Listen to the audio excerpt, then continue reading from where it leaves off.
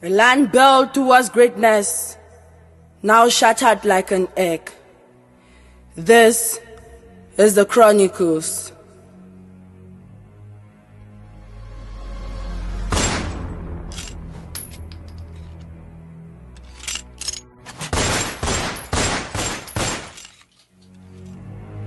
In the Genesis, January 1st, 1960, Angola got its freedom, and 11th of February 1961, Cameroon and Angola became brothers in a referendum. Like Le Coupe and Maningo Batu exist in confederation, 63 years later, the blood of the innocent shed to pay the price of our forefathers' mistakes, the price of their choices. Was it the we or yes? First, they said it was Boko Haram from the north. From being the jihad of Usman Dan Fodio, nowhere is safe. Saturday, 9th September 2017. Teachers, lawyers, they said, I recall leaving school for home that day, naively so jovial, because we thought it was a strike to strive for our future strides, a fight to fight for our future fights. But then, the first blood spilled on a land our forefathers bore with their blood for liberation, in shadows of history's cruel reign. When the missionaries came to Africa, they had the Bible and we had the land. They said, let us pray. We closed our eyes open. We had the Bible and they had the land. We bear the weight of mental chains. Colonial masters physically gone but mentally present. Our voices echo songs of freedom. Generation bound by unseen bars, struggling to break free from scars. They suppressed our cultural richness and traditions, buried the turmoil in our brains and called it independence. Just a flag independence indeed.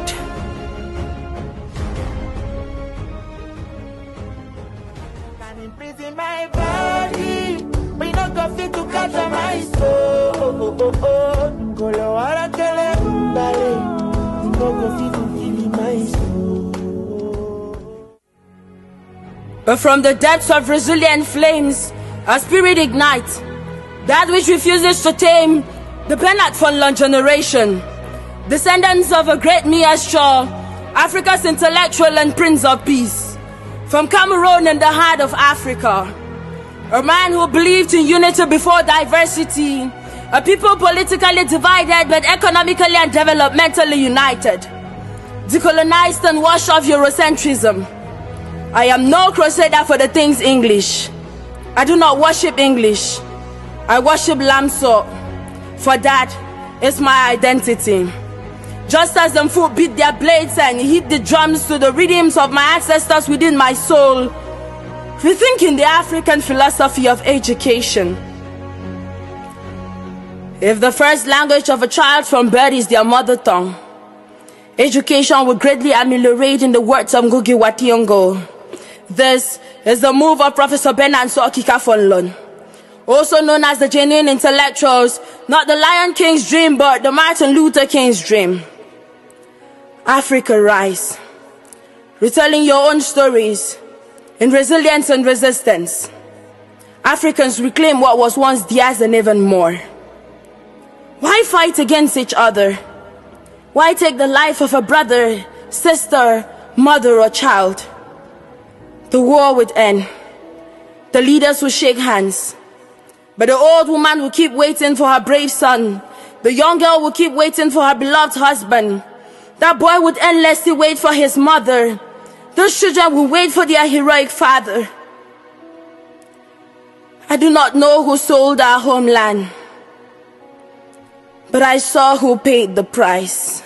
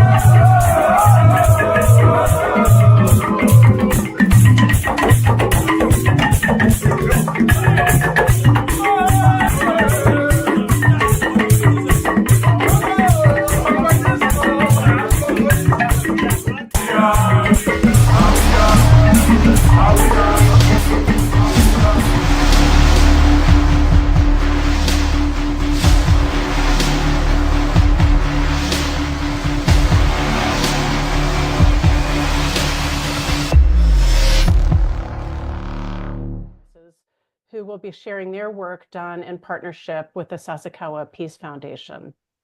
A few months ago, I read their wonderful report, Mediating Self-Determination Conflicts. And I thought, wow, this is directly relevant to the conflict we're working on at Pathfinders for Peace, and that conflict being known variously as the Anglophone crisis, the Ambazonia War, or the conflict in the southern Cameroons.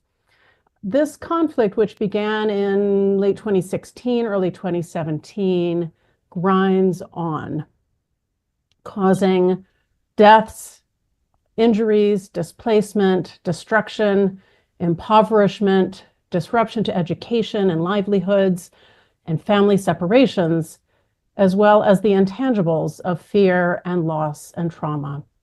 We at Pathfinders for Peace are working to help get the conflict parties to the table for a peace process that will lead to a durable end to the conflict, in which the affected people can live with dignity, equality, and prospects for a better future. So I thought we could learn a lot from this excellent report. So I contacted Conciliation Resources, and I'm grateful that they were willing to do this event with us. Their report contains first general conceptual material, followed by several case studies. These cases offer lots of lessons of relevance to the conflict in the former British Southern Cameroons. So today we have the lead author of the report, Sally Holt, together with three other contributors, John Packer, Tahir Aziz, and Rachel Clogg.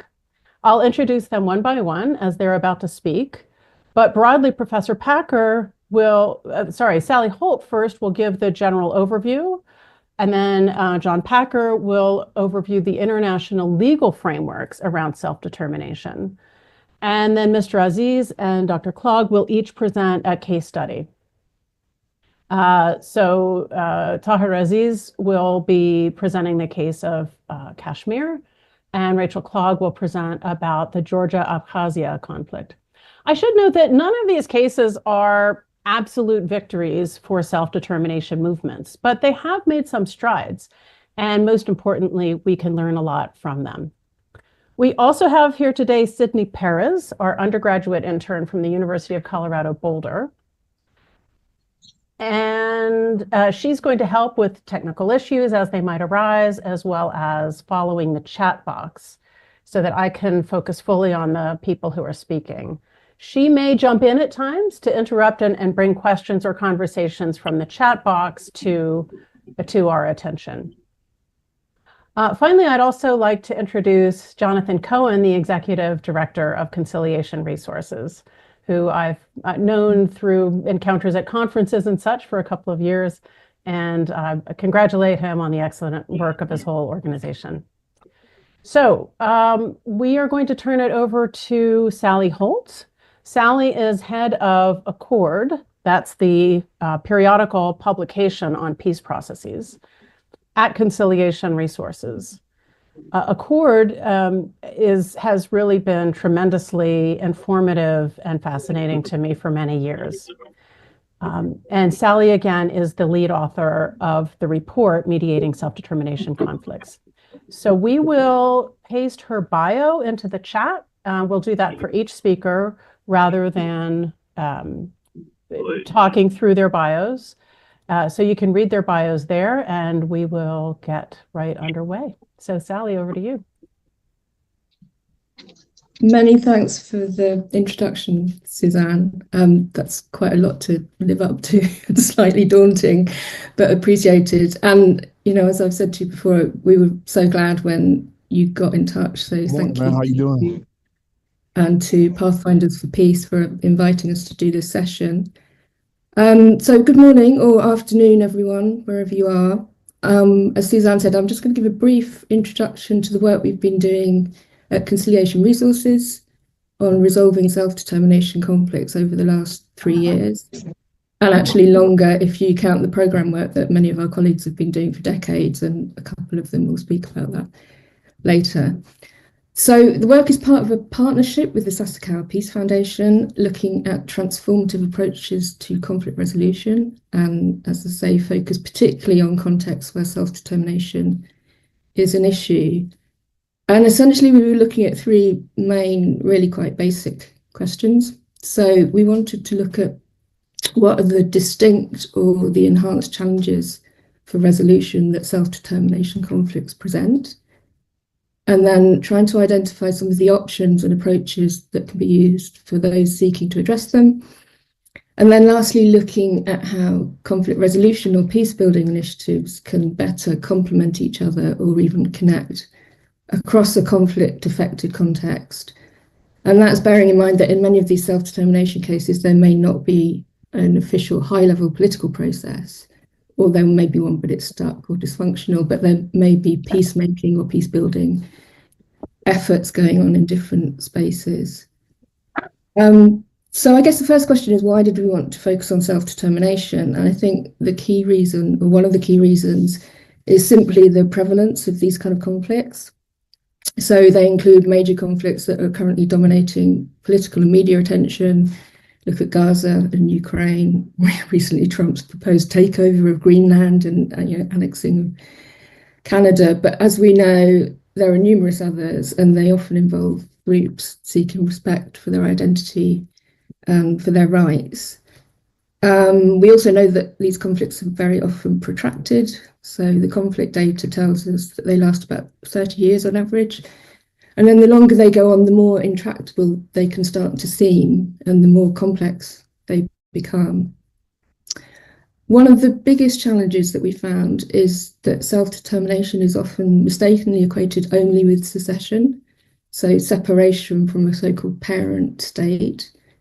And that often leads to polarized positions. So states fear disintegration of the state, while those with potential claims may go straight to demands for independence without necessarily being aware of or considering other options that could potentially meet their needs and interests. So in our working definition of self-determination, we've taken a much broader approach. So it encompasses situations where any party, usually, but not always a minority, is seeking more control over their own affairs. So that can be in the political, economic, social or cultural spheres. So in addition to this external self-determination involving territorial secession, we're talking about internal self-determination arrangements.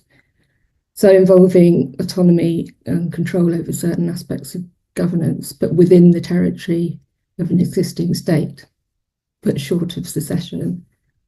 And I think John will talk a little bit more about this distinction in his presentation.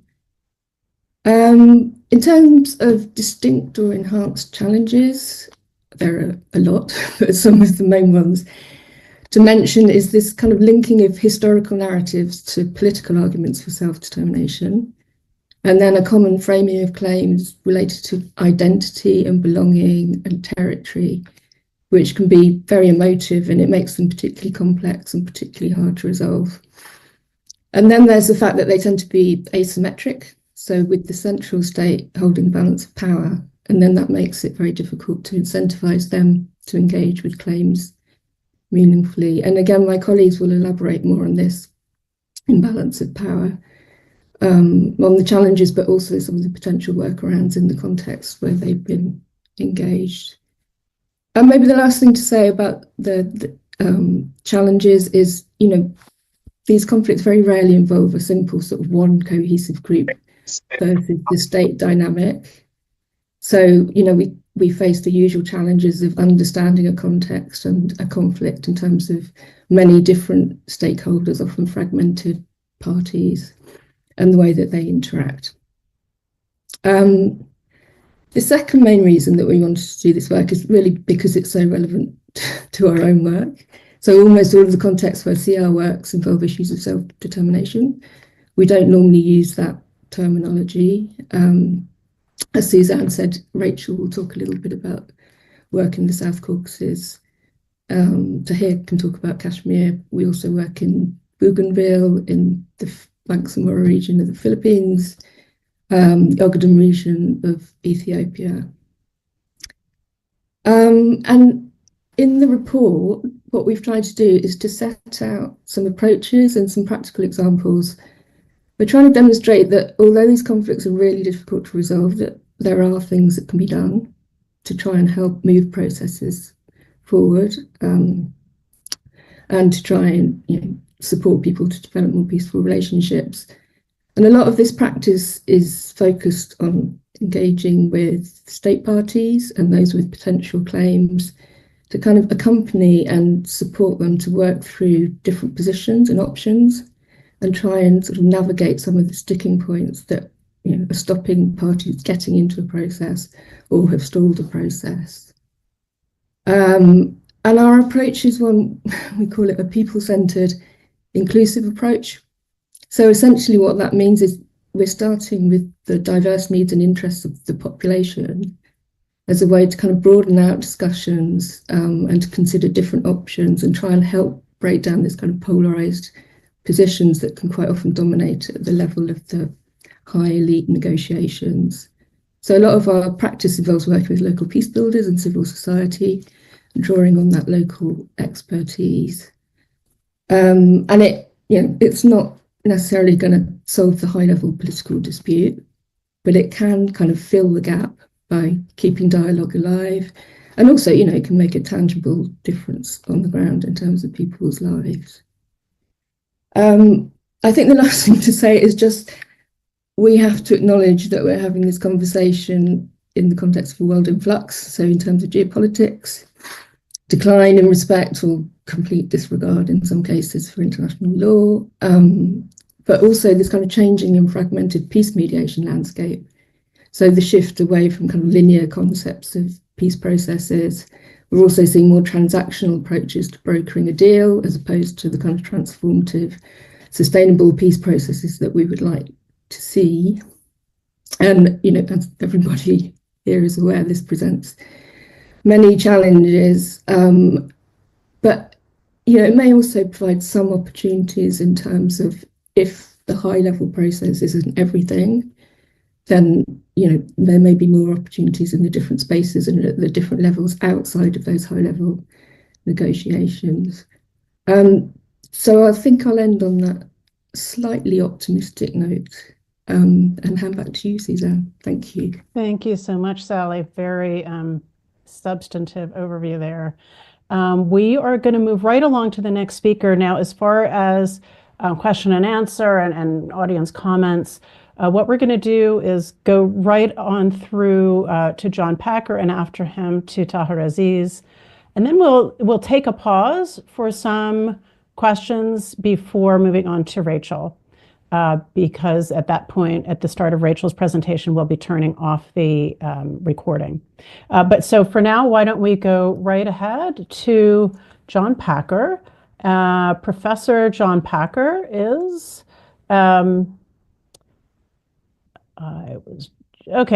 Professor John Packer is the Neuberger Jessen Professor of International Conflict Resolution in the Faculty of Law at the University of Ottawa, where he is also the Director of the Human Rights Research and Education Center. And so, John, I hand it over to you. Thank you very much for the introduction, Dr. Gase, and also for the initiative of Conciliation Resources and the Sasakawa Peace Foundation, which have invited me to contribute to this initiative as an advisor. So I'm just going to give a quick overview of kind of the trajectory, both in historical development, but also in conceptual elaboration or the transformation of the idea of self-determination over the last century or so. And it is a relatively modern concept in international relations. So there are basically three phases from a historical perspective, but each of them showing how the idea has transformed. The first phase really comes at the end of the First World War, and actually still during the First World War, when or around the end of it, when Woodrow Wilson, former President of the United States of America, delivered a famous speech, his so-called 14-point speech, and then he talked about, and a lot of people attribute him as having enunciated the idea of self-determination. In fact, if you read the 14 points, you won't actually find that phrase, self-determination. but he does talk about determining, and he more specifically talks about the idea, which was prevalent at the time, about nations as the principal actors, so not states, but nations within a European context, coherent political formulations, and the idea that they should have some effective say or be able to determine their own standing or statehood. Again, he doesn't use those terms. And this was, in more common parlance, reflected in the idea that kind of every nation should have its state or its home. And so you can imagine here a kind of mosaic. Borders of Europe were redrawn, partly to break up a multicultural or multi-nation state like the Austro-Hungarian Empire in particular, and to make them into kind of coinciding smaller units. So Hungary comprised predominantly of Hungarians. But of course, to take one example, but of course, what we were left with was non-coinciding. There was not a perfect match for lots of reasons, which will come obvious in a moment. But not all Hungarians were in the Hungarian state, neither in terms of their citizenship, nationality association, nor their territorial coincidence or coherence. So there ended up being parts of the nation which were not in the state, which became known as national minorities, on the wrong side of the line, so to speak. And for that, what was elaborated after the First World War and in the context of the League of Nations, a series of treaties, intersecting treaties, commonly known as the League of Nations Treaty System, which granted not only rights, but also entitlements to, Dr. Guess, you used the word parent state. So there was this idea of, Poles and Poland, but also Polish minority in another state, or the German minority in Poland, Silesia, for example. Now, this idea, and in the League of Nations, you will not find any mention of human rights or minority rights. So this was not a rights-based, in the sense of human beings, human rights paradigm.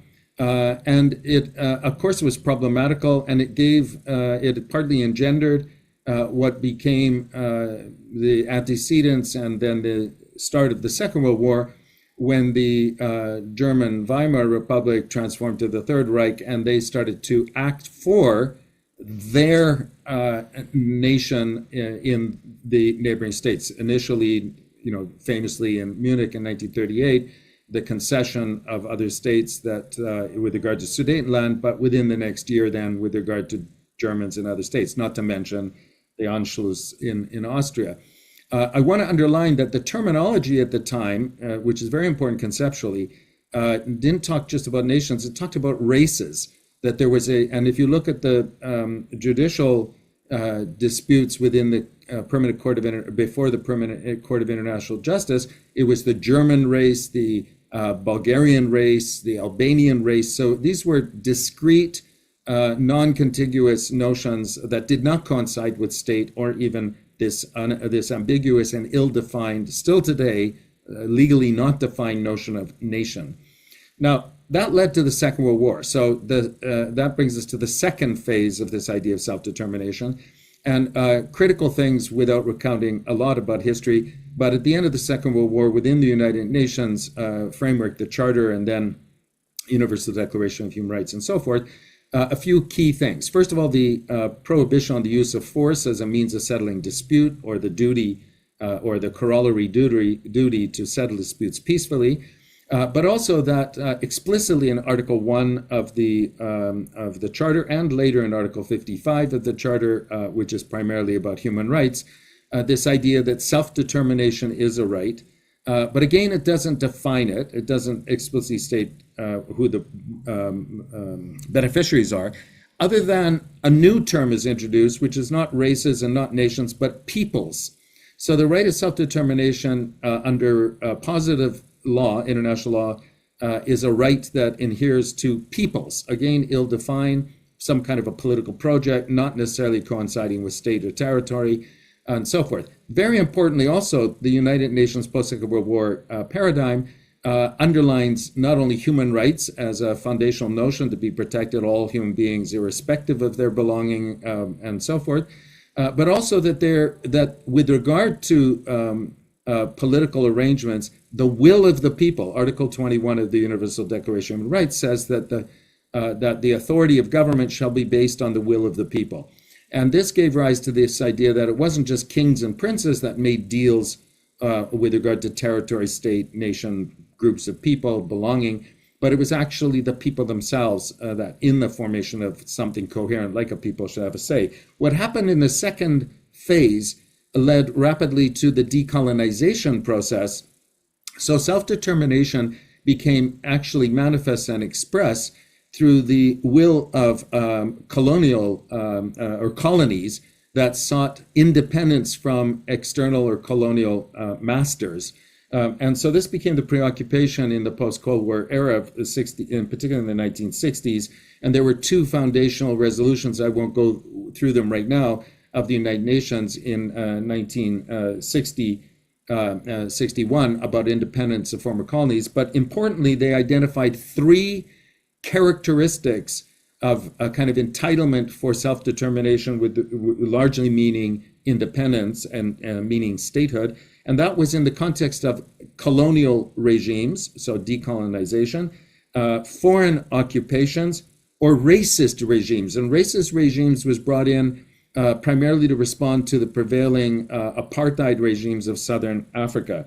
Now, in 1966, still in the United Nations framework, the two covenants on human rights articulated again in Article 1, self-determination. But let me just read the key provisions on it, because it doesn't talk about peoples or nations or anything like that. I'll just read the first couple of sentences. It says, it says peoples, but then it says, have the right of self-determination. By virtue of that right, they freely determine their political status and freely pursue their economic, social, and cultural development.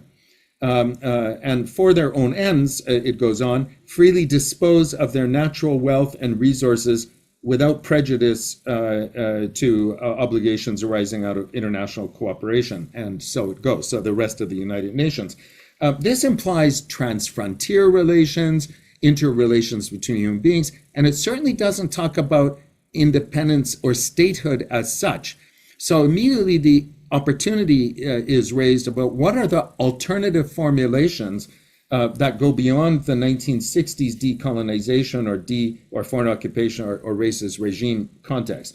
Unfortunately, for the rest of the second period, this was suppressed because neither the UN Charter nor the two covenants allow any procedure through which assertions, claims, or contestations can actually be treated. So there's an enormous amount of frustration built up by those who might seek to pursue these things, but they cannot be adjudicated or otherwise considered through a deliberative procedure.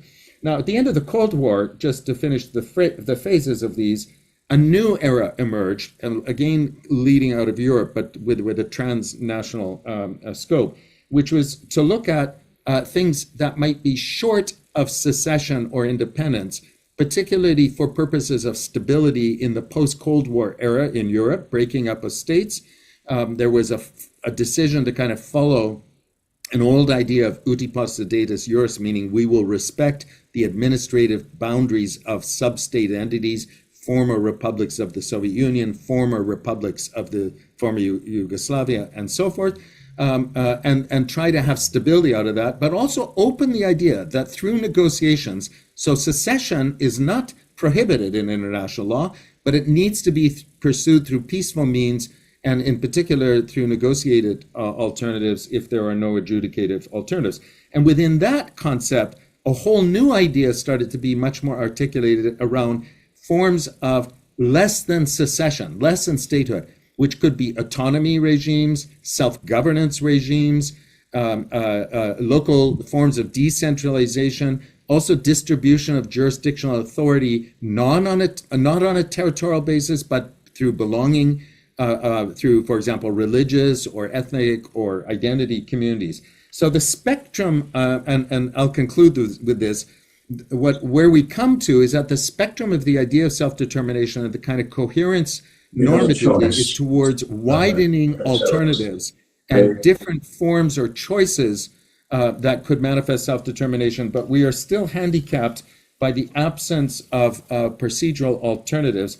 Let me finish by saying in this, there remain two fundamental elements. One is the driving desire of peoples, if we wish to use that word, coherent political groupings who wish to have more say over their destiny, more control over their lives with regard to specific matters which affect them, or generally, for example, development perspectives. And the second thing I want to underline is a massive paradigm shift that we are experiencing globally, where statehood per se is now not able to deliver the kind of things we might have historically asserted to it. We're facing global threats such as pandemics, climate change, and so forth, which simply demand forms of cooperation of a transfrontier and new kind of paradigmatic means. And so this raises the importance of non-state or statist solutions, which might vindicate rights and satisfy legitimate concerns. I'll end with that and happy to respond to questions. Wonderful. Wow. Lots there. I've got a bunch of questions in my mind, but we are going to move right along to the next presentation, which is by Tahir Aziz. And Tahir, you know, I've been pronouncing your name kind of more or less based on my knowledge of Arabic, but if you pronounce it differently, please let us know. So Tahir is the Senior Advisor on South Asia for Conciliation Resources. And so he's going to do our first case study. Tahir, over to you. Thank you, Suzanne. And yeah, you're close, almost there with my pronunciation. It's Tahir in Urdu and Tahir is in Arabic. Okay, sorry, Tahir. Yes, that's it. Thank you. So I'll talk about the conflict of Kashmir, Jammu and Kashmir, and we'll start with the brief overview for those of the colleagues who might not have background, the context background into Jammu and Kashmir. These regions of Jammu and Kashmir were a princely state back in the times when the Indian subcontinent, Indo-Pak subcontinent was colonized. And in 1947, the decolonization gave birth to India and Pakistan as two nation states. And these states, the other princely states of which Kashmir was a part, but there were around 560 smaller states. Jammu and Kashmir was sizable with a lot of population, but diverse population divided along religious, ethnic, and regional lines, but nonetheless a state which had a very long association with its own identity, separate identity, and it did not fully sort of comply or merge into either the Indian nation state or the Pakistani nation state. So there was an overwhelming separate identity, but that was the political circumstances did not allow that identity to exist as a separate state, and hence the political circumstances prevailed, divided population along Indian and Pakistani allegiance, with a strong, of course, the sentiment of separate identity being there. War broke out between India and Pakistan, and the territory got divided into what is known as Indian administered Jammu and Kashmir and the Pakistan's administered Jammu and Kashmir. And it got divided by a ceasefire line mediated by UN, and that ceasefire line later on became the line of control through a bilateral agreement between India and Pakistan. So we're looking at a very long history, around 78 odd years. So initially, like right from the beginning, it coincided with UN's sort of emergence, but also the doctrine and the legal infrastructure around self-determination. Hence, UN intervened earlier circumstances, and then promised through various resolutions a self-determination option for Kashmir. But practical realities did not let that happen, and India and Pakistan continued to contest that, and UN mediation efforts did not finally succeed, and it like ultimately paved the way for encouraging India and Pakistan to resolve it bilaterally. And those efforts continued for a very long time with sporadic violence, wars, and ultimately they also did not succeed. And then there has been a long phase of resurgence of violence based on, again, the clash of identity and clash of different persuasions and ambitions, but also a kind of challenge to the strict notions of what was known as self-determination and impossibility of it. So kind of a lot of dimension for internal self-determination or autonomy on both sides, and fluctuation with those rights given to the local governments and local people on either side. And so what you have today is a kind of a backsliding into revocation of that autonomy on the Indian side, and hence you have a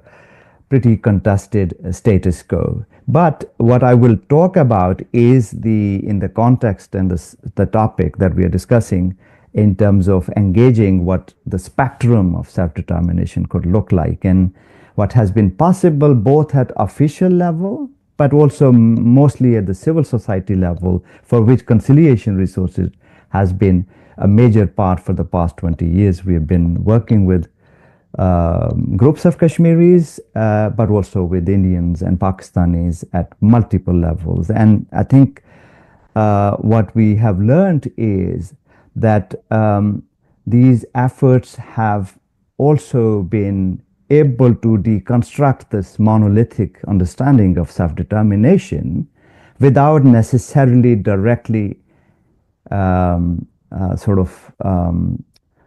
of unaccepting it, without necessarily confronting it. There has been a massive common ground that looks at governance as identity, as at dignity that you mentioned, and all other areas of work which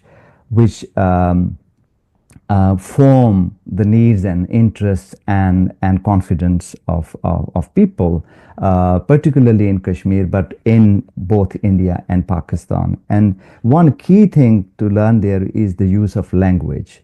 In our own experience, we have found that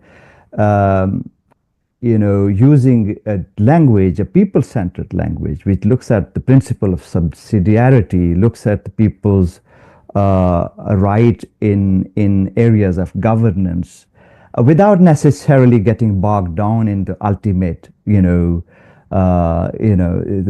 notions of self-determination. This has been very engaging in Kashmir. It did not require people to not look into those issues and discard what their ultimate political aspiration was. Without doing that, it's just possible to forge new alliances, new visions, new possibilities, new networks. And that has been very prominent across the line of control, that we spent a lot of time working with political groups, media groups, business people, and then there was a very creative formation of networks, of institution called Cross Line of Control, Joint Chamber of Commerce. Imagine this line of control that has been there. It's the highest militarized zone when you speak of Kashmir, for example, in 740 kilometers long line of control, very hotly contested, people separated. But then this period where there was a possibility for confidence building measures to emerge, and we have been very integral to supporting that process, working with people on both sides, and that gave birth to institutions like joint chamber of commerce. It's unheard of in that entire area. You can't, it still exists despite all those difficulties. Working with universities has been possible. It has been possible to bring media groups and work on climate issues, disaster management, because those issues matter for people who otherwise get very much marginalized by these high, political voices that are seen zero-sum and exclusive and all that. Another thing that we learned was like even the highest political level, when India and Pakistan started talking, and that was period 2003 and 2008, a very inspiring, quite unique framework emerged, which looked at, it emerged from the Indian Prime Minister's vision. He said, look, constitutionally, we might not find solutions to Kashmir, but there are other frameworks. And when he said other frameworks, he said, look, can we not look at Kashmir through the lens of insaniyat, which translates into humanity? He said, can we not look at through the prism of jamhuriyat, which is democracy? And he said, can we not look at Kashmir through Kashmiriyat, which is known in the area as a very inclusive culture, very non-violent and syncretic. So this inspiration actually translated it later, 3-4 years of negotiations, political negotiations, into a very inspiring framework, which looked at line of control, because Indian position was that we can't change the border. It has to be the border. We can't change any territorial arrangements. And Pakistan was like, no, this territorial status quo is unacceptable. The common emerging point between Indians and Pakistanis, including a massive amount of Kashmiris, including the secessionists and the self-determination people, was to look at the line of control from a different prism, which said, look, can we not make it an irrelevant thing? It doesn't change. It stays as it is, but it is also irrelevant. What that meant was it allowed to connect people across the line of control, the divided families, the trade, for example, was able to connect the former combatants, which were the most exclusive groups that were looking for secessionism, for example, but they got much involved and became much more articulate and ardent supporters of the peace building process, because it meant something different. So collectively, what this means is that it has been possible to look at different horizons through peace building efforts, which looked at, it did not provide a substitute or non-recognition of human rights, including the right to self-determination, which is a very unhelpful thing to do. You can't, but without getting stopped there, bogged down there, it was possible to look at, and most importantly, working with groups along the line of control, including the self-determination groups, for their internal dialogues. Intra-party conversation have been a massive possibility and a space for that transformation, to look at a shared future. Today's situation is much more, again, hostile and gives a sense of impossibility. But if you ask anybody from the context, including in India and Pakistan and Kashmiris, if you say, look, what is the best possible solution that might emerge, or they will come back to the same framework of a shared future, which allows people to, just live together with this dignity, and which allows people for movement. It allows for a shared sense of sovereignty, shared sense of governance, shared sense of well-being. So yeah, that has been our overall experience, and of course, it's a long-term process. It requires much more resources to sustain it, and those kinds of issues we are all familiar with, and But yeah, I'll leave it here and would be very happy to answer any questions if there are any. Thank you. Yes, indeed. Thank you so much, Tahir. Okay, well, let us pause from our presentations right now for questions and comments. Now, let me, before we start with that, propose a few ground rules.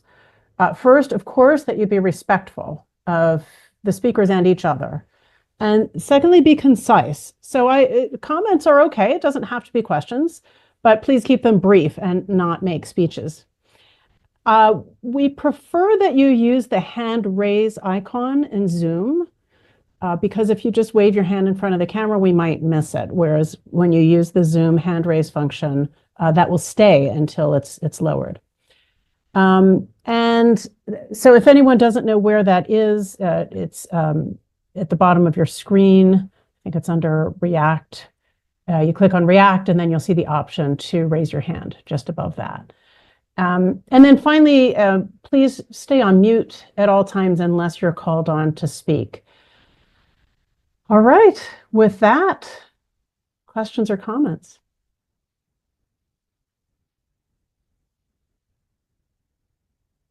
Okay, Ken, who I just met the other day in Denver. Nice to have you here, Ken. Hi, you can hear me, I suppose. Sorry, I am multitasking at the moment. I'm out for a run, but I will slow down here to ask a question. My background, so I still work with USAID, and for now, and I am interested in climate, and I'm wondering how much folks are seeing or viewing issues of climate change, and natural hazards driving some of these efforts at greater self-determination. Over. Thank you, Kenneth. Would anyone, first, let me see if there are other questions. Maybe we'll collect 2 or 3 before asking the panel to speak to them. I've got one in my mind that I'll ask of John specifically, and that is what happened. You referred to 1960-61 in the UN, and of course, those are very critical years for Cameroon, and the Republic of Cameroon, comprised of the former French-controlled Cameroon, was established or obtained independence in 1960. And then the former British Southern Cameroons in 1961 was given through a referendum the opportunity to either join Nigeria or join the existing state of Cameroon. And so those were very critical years for the conflict we're looking at as well. So that's a question I have. Do we have maybe one more? Anyone else want to offer a question or a comment? I know all of you folks have lots of questions. I know most of the folks who have joined us. Nice to see you all. All right, well, why don't we start with those 2 first? So first of all, Kenneth McClure's question about climate and natural hazards and how those have played into self-determination issues. Anyone want to speak to that? I can speak on behalf of our context. My assumption is that it is very relevant. It is sort of impacting political disputes and including the self-determination disputes. In our context, in Jammu and Kashmir, a very prominent, fundamental aspect of it is about sort of the geography and the water resources that emerge out of water, and then the whole strategic contestation around it. And climate change has, of late, massively impacted that dimension of the conflict, where you have a whole cycle of receding glaciers and scarcity of water, and then you have massive sort of shifts in terms of populations and migration or threat to people. So it has challenged the traditional sense of border security, for example. It has challenged the traditional understanding around water distribution, and it has given a kind of a new imperative to think in terms of safety and security and livelihood of people. I mean, it's very, very prominent. So I would say it is hugely impacting as to what that self-determination definition meant long time ago in terms of the territorial integrity or territorial separation of things. Is far more now in the zone where you have to look at the survival of local populations, which might need to adapt to a new circumstance, and hence will need a kind to be acknowledged as the fundamental actors. And it has impact then somehow, hopefully, on the reframing and conceptualization of solutions and resolutions around those. So I think this is what we have seen in Jammu and Kashmir around disaster management, which has been a massive kind of element in Kashmir because of its susceptibility to earthquakes, to floods, to and then climate change changing the whole pattern and the rains and all that, and the whole region, particularly Pakistani side, is dependent on the waters from there. So you have very new phenomenon which have huge, profound impact on people that cannot be just engaged with the same traditional kind of ways of nationhoods or territories or borders or definitions that we had. So yes, I would say massive impact. It's one of those issues where state boundaries just don't make as much sense as frameworks for dealing with these kinds of problems and challenges. Yeah, exactly. Meanwhile, Sally Holt has posted to the chat. Well, first of all, a couple of comments back, she posted the link to the report, the Conciliation Resources Sasakawa Peace Foundation report, Mediating Self-Determination Conflicts. And then in response to the question, she also posted a link to resources on peace building and climate generally, and on the Kashmir case. So thanks for that, Sally. John, anything to say about what was going on in the UN in 1960-61 with regards to self-determination?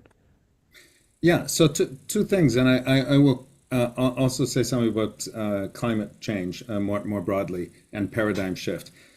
So in what I described as the second phase of self-determination, and particularly the first kind of 20 years after the formation of the United Nations, it was heavily associated with the idea of decolonization.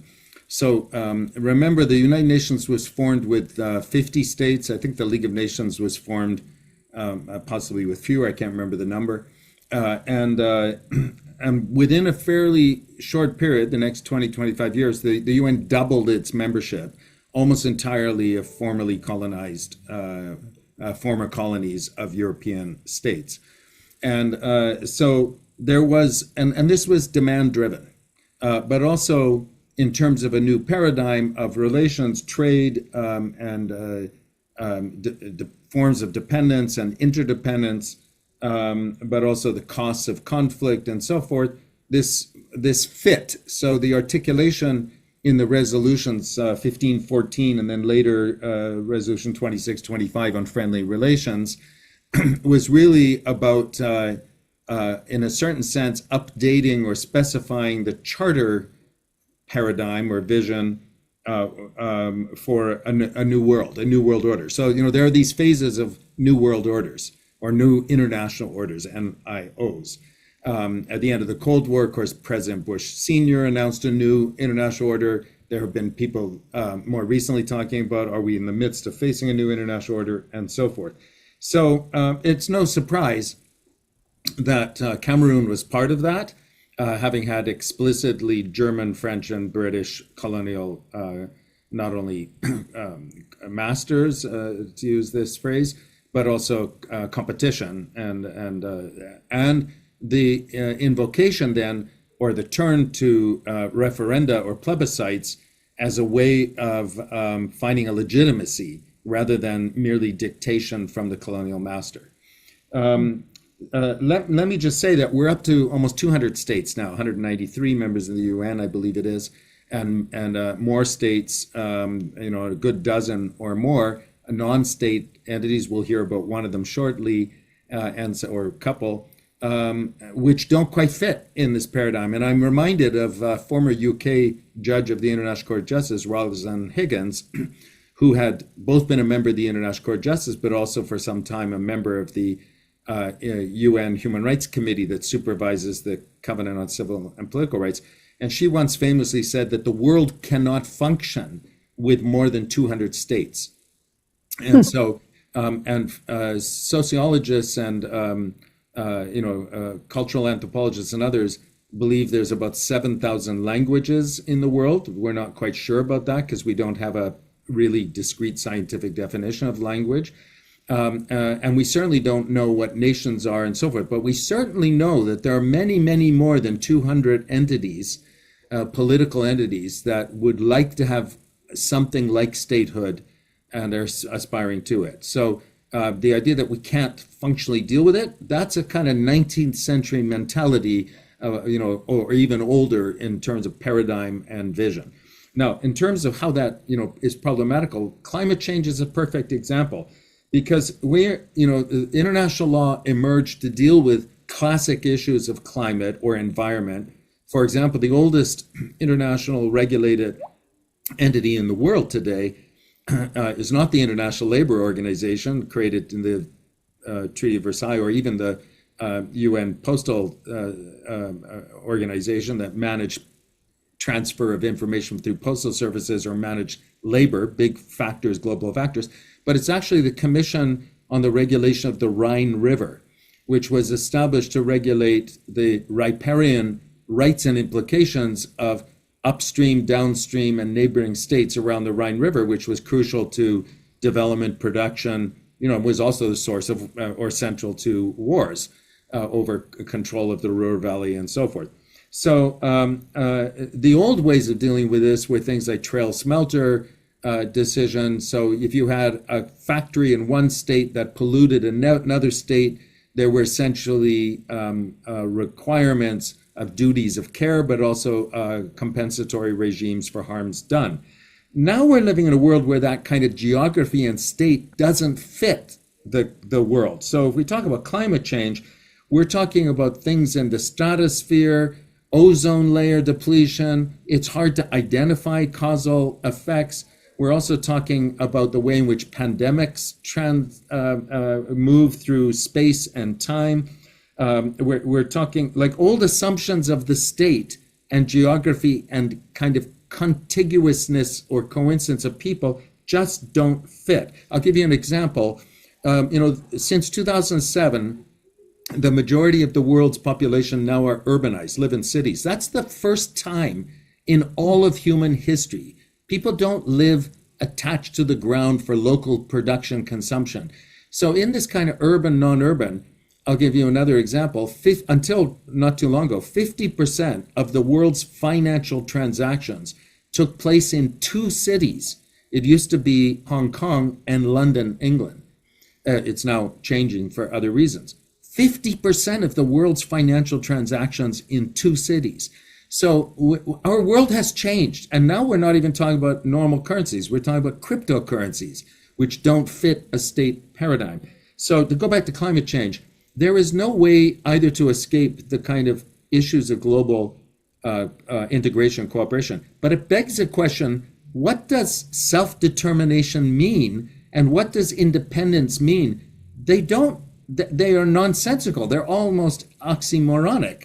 They don't mean, so we have to actually talk about degrees of say and influence and maybe control for affected or interested groups. And what are the forms? We have to be creative about this that could give greater or lesser say, a just say, a reasonable and effective say over people's lives. That's not only a matter of desire, because we can imagine a lot of things that we desire, but it's also a matter of reality. What is possible? And lots is possible. I'll end with this. Hopefully, more things are possible because of technology, but also some things that we used to imagine as we're the kind of paradigm of state, a territorial integrity, no longer have the same meaning they once had. Thank you. Thank you. Very useful. So I think I want to turn it over to Rachel in just a moment. But before we turn off the recording, I just want to capture what I think maybe are a few key takeaways that I've gotten so far. And perhaps people can put their own takeaways in the chat. So one is that there are a lot of self-determination conflicts in the world. And secondly, the concept of self-determination initially really was meant with regard to decolonization, but that evolved over time. And it remains kind of not precisely defined, and certainly the peoples who have a right to self-determination are definitely not defined. But there is a growing recognition that it can take a lot of different forms. So so independence, statehood is one form, and then there are lots of forms of federal, decentralized autonomy arrangements that can achieve that self-determination. But that's just the sort of formal aspect of it. And then, I think Tahir's presentation really brought to light a lot of the informal aspects of it that are sort of say, okay, regardless of where the lines are on the map or what the current constitution says, these are people, and people can cooperate across boundaries, formal or informal ones, and can learn to live together and can learn to address the problems that they are experiencing, the actual impacts on their lives. It's sort of while others kind of deal with the formal diplomatic negotiations. John, I know that you had to leave at the top of the hour. Thank you so much for joining us, and hope to see you again soon. Let's see. Sally also talked about the asymmetric nature of most self-determination conflicts, which means the state party, or sometimes there's more than one state, as in the Kashmir case, but the state tends to be in the position of greater power, and therefore it's challenging to lure them to the negotiating table. So I guess I'm sort of hoping for some tips about that, although maybe there aren't any.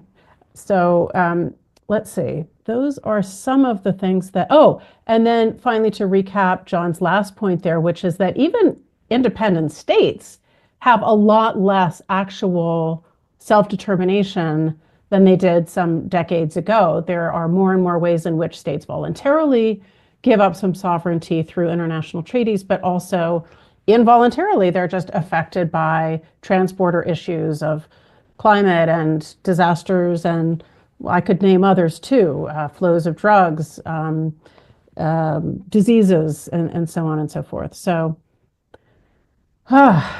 it's a complex world. All right, with that, I would like to hand it over to Rachel Clogg, who is my notes are getting too mixed up here. There we go. Rachel is the Caucasus Program Director of Conciliation Resources. Thank you so much for joining us, Rachel. And with that, I will turn off the recording. Well, thank you for the opportunity. I'm Derek Ndim.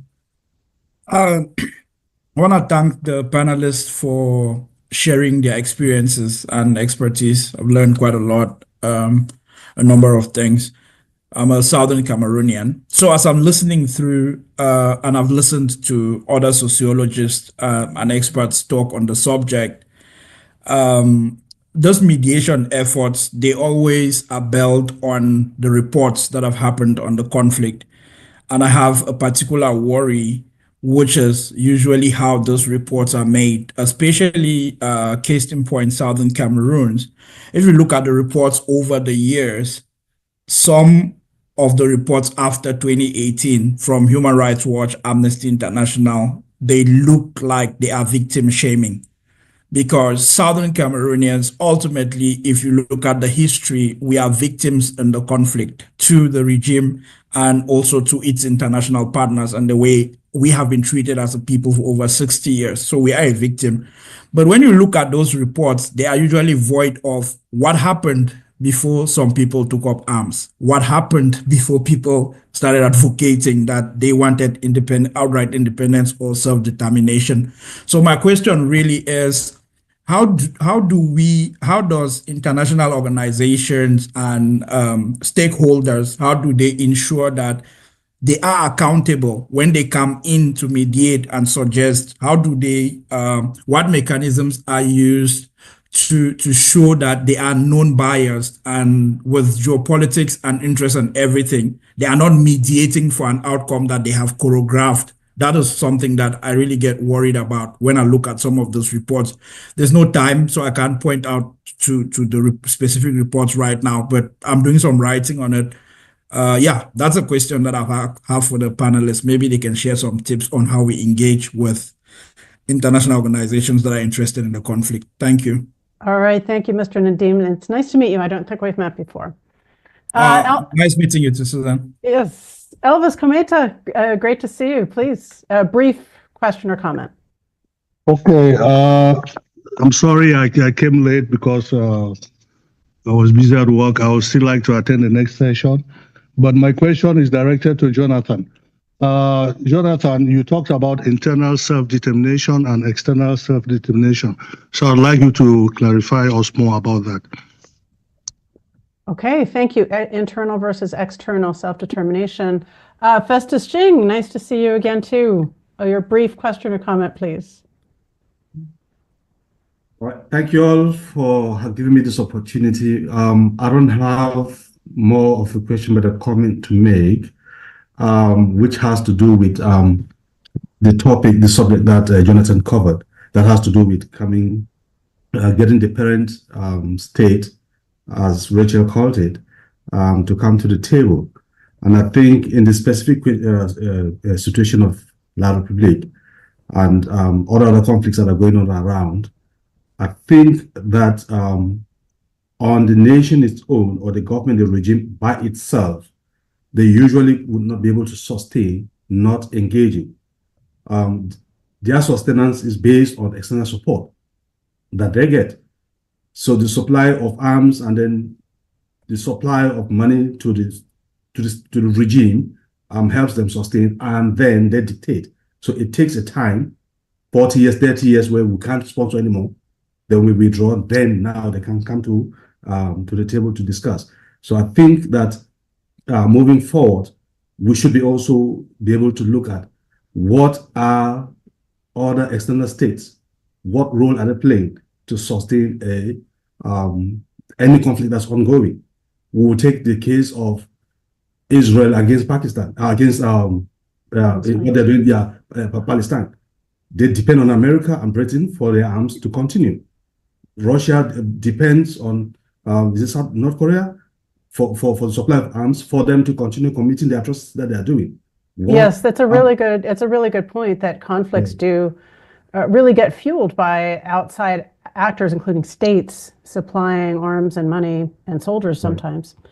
All right, thanks. In the interest of time, I'm going to move right along to Jesse. Jesse, it's I wanted the comment in the chat. Okay. Just yes. Like I could just read it. Please go ahead, Sydney. Princess, I don't want to mispronounce her name. Yeah. She said that mediators or any other stakeholders should invoke international law and the democratic principles of the Charter of the United Nations. Simple, also recognize the principle of equal sovereignty. I know that's probably a little more targeted at what the professor was saying previously. But thanks a lot, Sydney. Mm-hmm. And Jesse, great to see you, my friend. Quick question or comment? Hey, Suzanne. Nice to see you again. Sorry I can't be on video. Hello, everyone. Great discussion. Really awesome. Even though I'm at work, I just had to attend this. I do have a question, though. I'm not exactly sure the presenter that spoke around this, but I think it's just the last one. He did speak about how how we can bring state parties to the table, at looking at some of the ways. And one of those that he said is, in some cases, they have come to the table because they ask that the states can entertain, basically. They ask that they can live with. I know in the case of Southern Cameroons, we are asking for outright independence now, but back to Derek's point, there is a trajectory to this.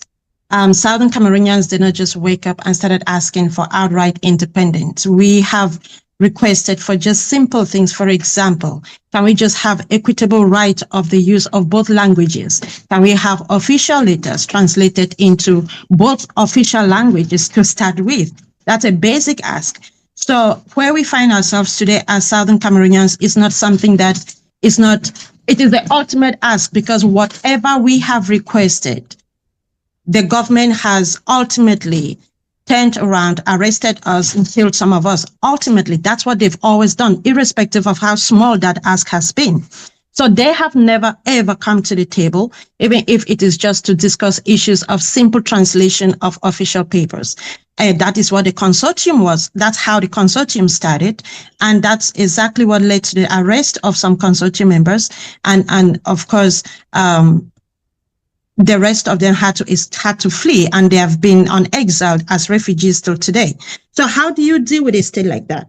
A state party that has absolutely no conscience, is not even entertaining the least bit of issues that a people, which we rightly are asking that they should be addressed. Now, when we come to ask for outright independence, and if anyone has followed this revolution through, you would see that there was a time when Southern Cameroonians was just saying, let's just go back to federation.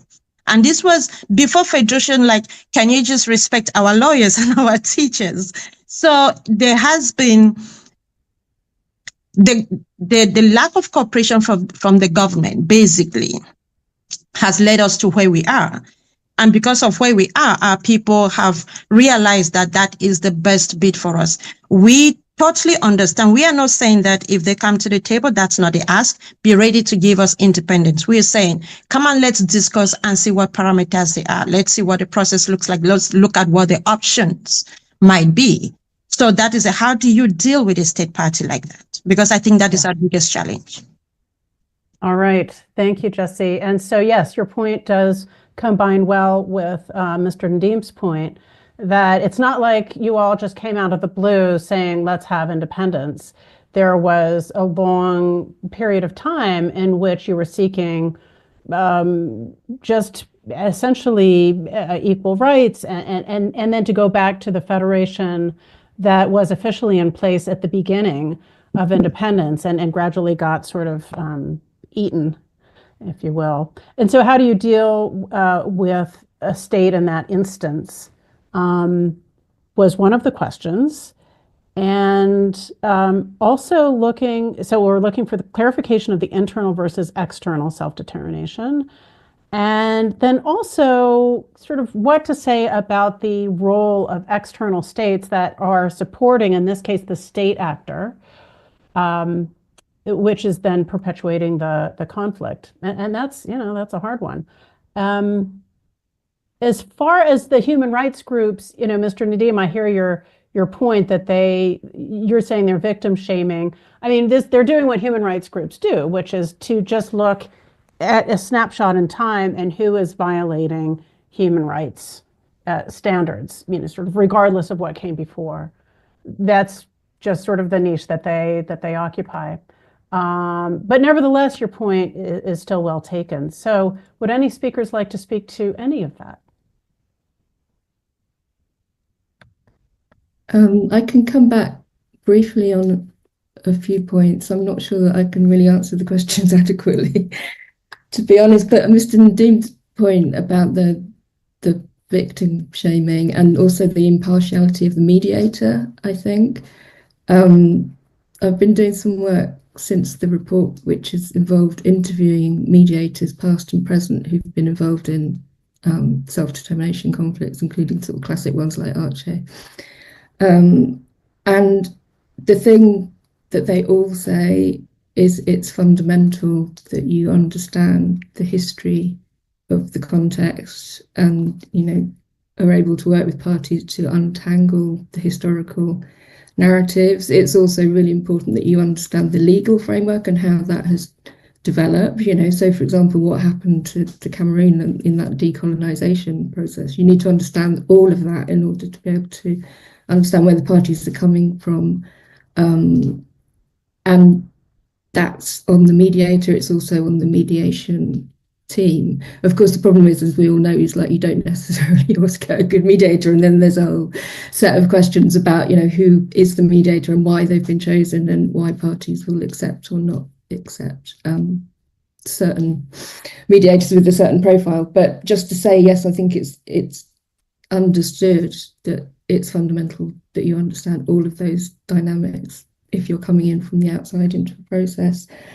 And then just on the internal and external self-determination. So there's the very basic division between, external is secession, essentially, and internal is the forms of self-government that can meet needs and interests within the state within which the party with the claim is currently living. But it's interesting that somebody that we work with a lot on Bougainville, Papua New Guinea conflict, is actually involved in that process at the moment, and he's done a lot of work with parties, particularly the Bougainville parties, developing a kind of typology of forms and levels of self-determination, going right from outright independence to the much lesser forms, but could be things like, as was mentioned, linguistic rights within the state. And the interesting thing is there's the point that you can never, no state is ever really actually completely independent, because you sign up to treaties and you have trade and you have,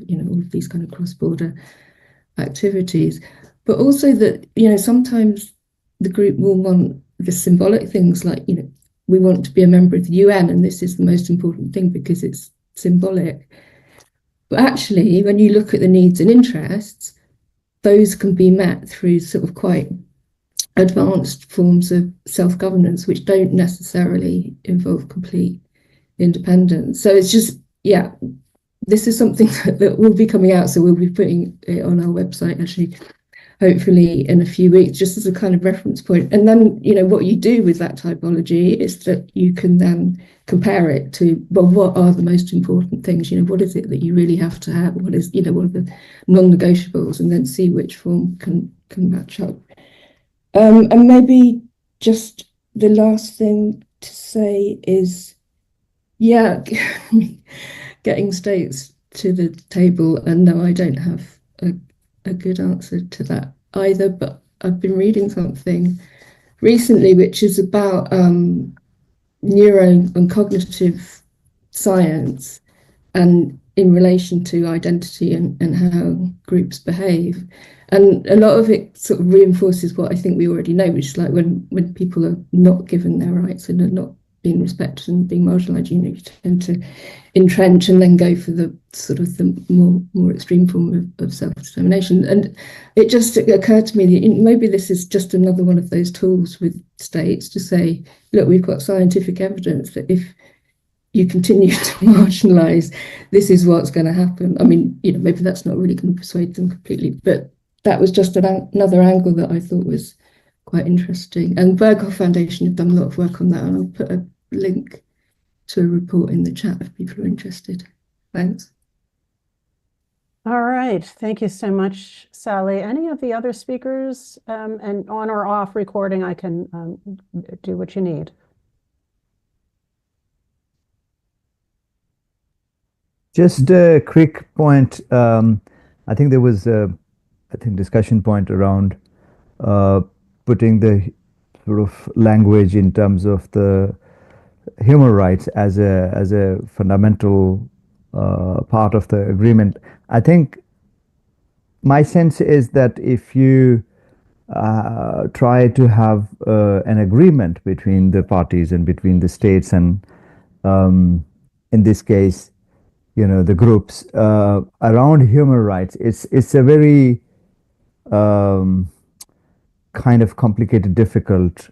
I think it's not impossible completely, but it just can be a source of dragging, and it just comes from a different instinct, as it were. It's just a competitive thing to share the blame and all that.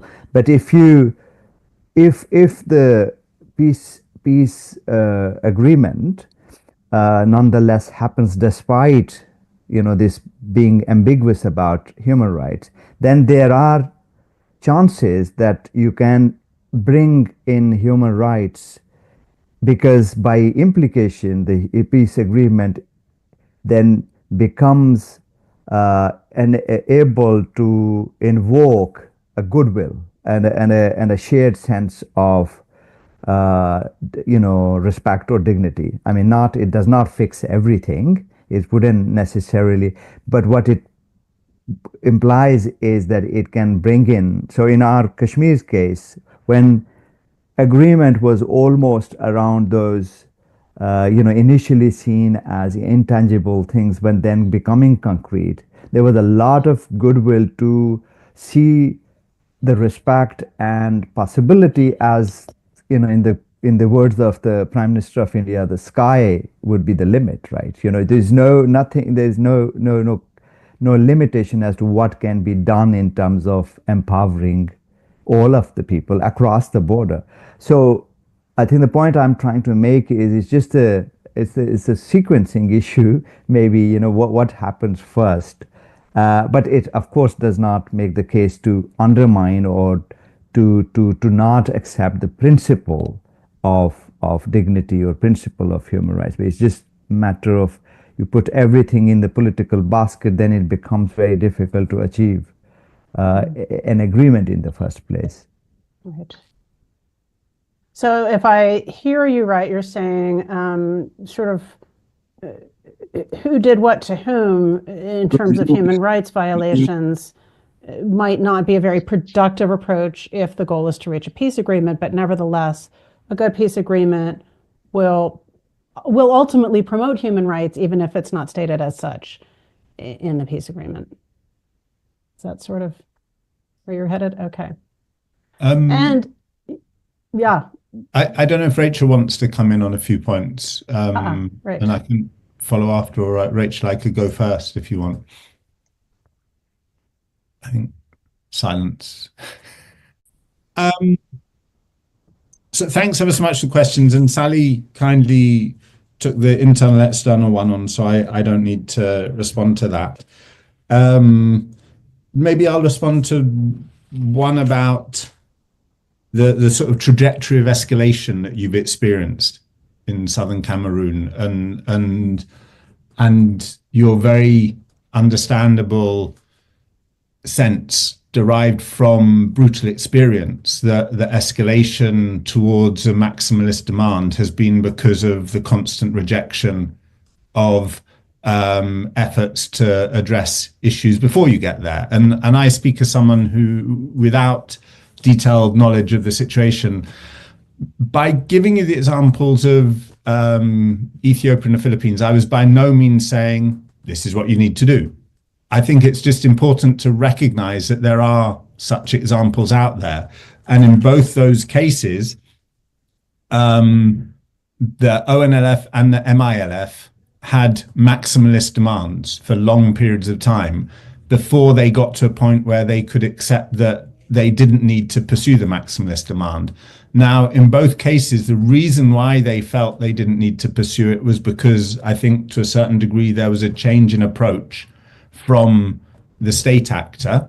And in both cases, we should acknowledge that for long periods of time, you could say the state actors had behaved in such a way where it was an absolute legitimate position to say they'd abrogated their responsibility of care for the population in the secessionist communities. But that didn't mean that it wasn't open for negotiation and a different trajectory was found. Now, in both those cases, and for different reasons, there were very much contextual factors which enabled that to happen. And those may or may not apply now or ever in your situation. So I'm not trying to make a parallel there. I'm just trying to dispassionately say it's worth looking at other people's experience. But I do think it's important to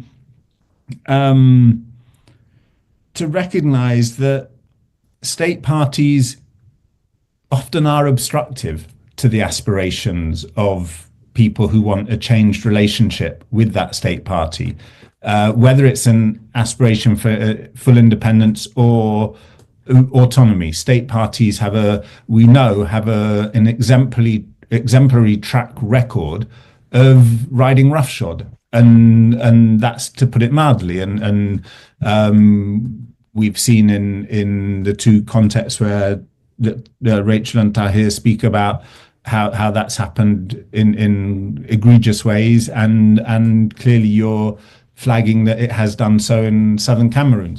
The challenge is that how do you get a state to change? And there isn't an easy answer to that. If there was, we would have done it. But I think what I saw in regard to the MILF and the ONLF, that I think is something to reflect on, is they reached a point where they realized they needed strategies that contained maximalist demands and strategies that contained steps towards that. And they recognized for themselves that their maximalist demand wasn't working, and they also recognized they needed to find external allies, and that's not easy, and it doesn't. And it won't solve the problem. And I'm sure this is something that you've looked at, is what sort of external allies you can find and how they might be able to support your case, and how, and it ties in a little bit with the very interesting comment about the reports that are written that often characterize the victim as the perpetrator. And I think it's such a complex challenge, because what then invariably happens is it pushes the victim into a very defensive stance, and for good reason. But when your strategy purely is focused on that defensive stance, it can make it very difficult to reach a point where you have a creative, expansive position. If I look at Northern Ireland, which people often don't think of as a self-determination conflict, but it's a classic self-determination conflict in many ways. Change came about for many reasons. One of those reasons was the party claiming self-determination was able to devise a strategy that held on to its aspiration of independence, or in that case, actually unification with the Republic of Ireland, but was able to do it in a way that opened up other options that would be staging posts along the way. And we're still very much in the midst of a political process. It moved from a situation of violence to a political process. And that might not be the situation you're in. In fact, I suspect it's very far from it. But I think one needs to explore these different trajectories and opportunities to stimulate thinking on strategies that can work. I'd also, so it's not a full answer to your question, but it's just some reflections on some of what we've seen elsewhere. I want to acknowledge the really important question about international law that was put in the chat, and it's a shame our colleague Professor Packer isn't here, because he is far more qualified than I am to respond on international law. And I think that was Princess Ndifon's question. That's right. Yeah. Mediators or any other stakeholder should invoke international law and the democratic principles of the character of the United Nations, simple, and recognize the principle of equal sovereignty. Yeah, and it's a tricky one, because in a way I'm not sure it's the role of a mediator to invoke such things. Sometimes it might be, but what mediators strive to do is create spaces in which the parties can find outcomes, not impose outcomes on them. And the dilemma is international law, sadly, does not get enforced. And so devising your strategy on the expectation that it will be enforced will probably leave you feeling disappointed. So you needed strategies that are layered, that make the points about international law and try and get international law to be adhered to, but don't depend on that adherence to international law as being your only objective, because if it is your only objective, the chances are, especially in an asymmetric conflict where international actors are not going to take your back, you won't get anywhere. So you need to use international law, but recognize that politics more often than not trumps international law, unfortunately. I wish we lived in a different world, but we don't. And you have to live in the world, one has to devise strategies to deal with the realities that we face. Thank you, Jonathan. Yeah, all right. Rachel, any final thoughts? Yeah, I just want. Well, I'm going to wrap this up. We've gone a full half hour beyond the planned time, but it really just started to get interesting right at the end of the 90 minutes when those of you who are from the conflict zone came in with your comments and questions, and I really wanted to make sure that we had time to address those. So thank you to our speakers for your flexibility. Thank you to the group for your attention and for attending. It's been just wonderful to have you all, and I have found this very illuminating, troubling in some ways, but that's the world we're in, and but I think a lot that we can all take away to help in addressing this conflict. Thank you so much, everyone. Take care. ABS can help you reach your target audience like never before. Advertising on ABS, you'll benefit from our extensive reach and dedicated viewership. We offer special advertising packages during primetime slots and popular shows. You'll also be featured on our social media platforms, reaching an even wider audience. Don't miss out on this opportunity. Take your business to the next level. Contact our advertising team at absafricatv@gmail.com. ABS can help you reach your target audience like never before. Advertising on ABS, you'll benefit from our extensive reach and dedicated viewership. We offer special advertising packages during primetime slots and popular shows. You'll also be featured on our social media platforms, reaching an even wider audience. Don't miss out on this opportunity. Take your business to the next level. Contact our advertising team at absafricatv@gmail.com. ABS can help you reach your